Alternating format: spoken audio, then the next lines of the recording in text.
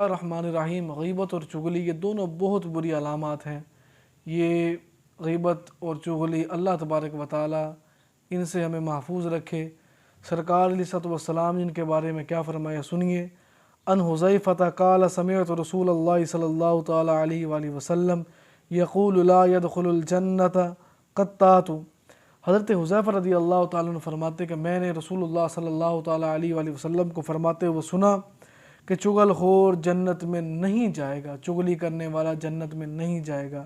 اسی کے ساتھ دوسری حدیث پاک کے اندر ان عبد الرحمن ابن غنم و اسماء بنت زیدہ ان النبی صلی اللہ تعالی علیہ وآلہ وسلم قال شرار عباد اللہ المشاؤون بالنمیمۃ المفرقون بین الاحبہ۔ حضرت عبد الرحمن بن غنم اور حضرت اسماء بنت یزید رضی اللہ تعالی عنہما سے روایت ہے کہ رسول اللہ صلی اللہ تعالی علیہ وآلہ وسلم نے فرمایا کہ خدا تعالیٰ کے بدترین بندے وہ ہیں جو لوگوں میں چغلی کھاتے پھرتے ہیں اور دوستوں کے درمیان جدائی ڈالتے ہیں۔ یعنی دوستی کا معاملہ ہو، رشتہ داری کا معاملہ ہو، اس کے اندر لوگ چغلی ادھر کی سنی بات ادھر کر دی اور ادھر کی بات ادھر کر دی۔ یہ بہت ہی انتہائی برا عمل ہے۔ سرکار نے فرمایا چغلی کرنے والا جنت کے اندر داخل نہیں ہوگا۔ اللہ تبارک و تعالیٰ چغل خوروں کی چغلی سے اللہ تبارک و تعالیٰ تمام مسلمانوں کو محفوظ فرمائے۔ اور اگلی حدیث پاک نے فرمایا ان ابی ہریرہ ان رسول اللہ صلی اللہ تعالیٰ علیہ وآلہ وسلم قال اتدرون ما الغیبۃ قالوا اللہ ورسولہ اعلم قال ذکرک اخاک بما یکرہ قیل افرأیت ان کان فی اخی ما اقول قال ان کان فی ما تقول فقد اغتبتہ وان لم یکن فیہ ما تقول فقد بہتہ۔ حضرت سیدنا ابو ہریرہ رضی اللہ تعالیٰ عنہ روایت کرتے ہیں، فرماتے کہ رسول اللہ صلی اللہ تعالیٰ علیہ وآلہ وسلم نے فرمایا کہ تمہیں معلوم ہے غیبت کیا چیز ہے؟ لوگوں نے عرض کی اللہ اور اس کا رسول عز و جل و صلی اللہ تعالیٰ علیہ وآلہ وسلم بہتر جانتے ہیں۔ ارشاد فرمایا غیبت یہ ہے کہ تو اپنے بھائی کے بارے میں ایسی بات کہے جو اسے بری لگے۔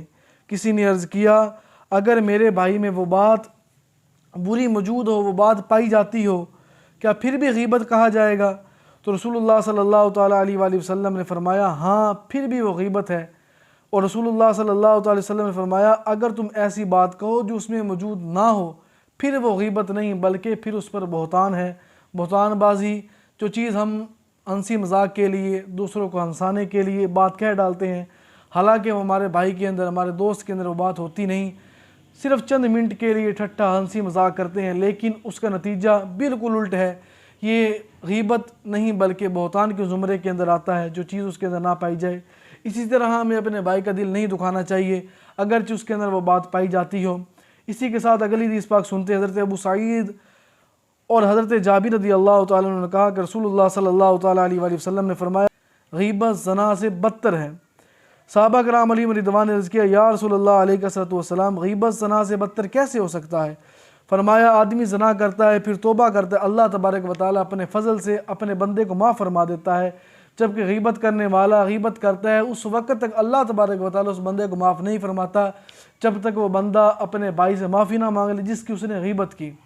دیکھیں دن کے اندر ہم کتنی لوگوں کی غیبت کرتے ہیں، کتنوں کے بارے کے اندر چغلی کرتے ہیں، اور کیا ہم نے جن کی غیبت کی ان سے معافی مانگی؟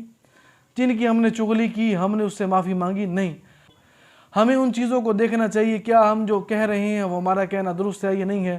ہمارے کہنے کی وجہ سے کئی گھر جو ہیں وہ اجڑ جاتے ہیں۔ ہم مذاق کرتے ہیں لیکن حقیقت کے اندر وہ مذاق جو ہوتا ہے وہ ہمیں وہ برائی کی طرف لے کر جا رہا ہوتا ہے۔ ہمیں ان چیزوں سے، غیبت سے، چغلی سے بچنا چاہیے۔ اللہ تبارک و تعالیٰ ہمیں محفوظ فرمائے۔ غیبت چغلی سے بہتر ہے کہ ہم اللہ تبارک و تعالیٰ کے ذکر کے اندر مشغول رہیں، اس کی عبادت کریں، سلام کی ذات اقدس پر درود پاک پڑھنے کہ اللہ تبارک و تعالیٰ ہمیں توفیق عطا فرمائے۔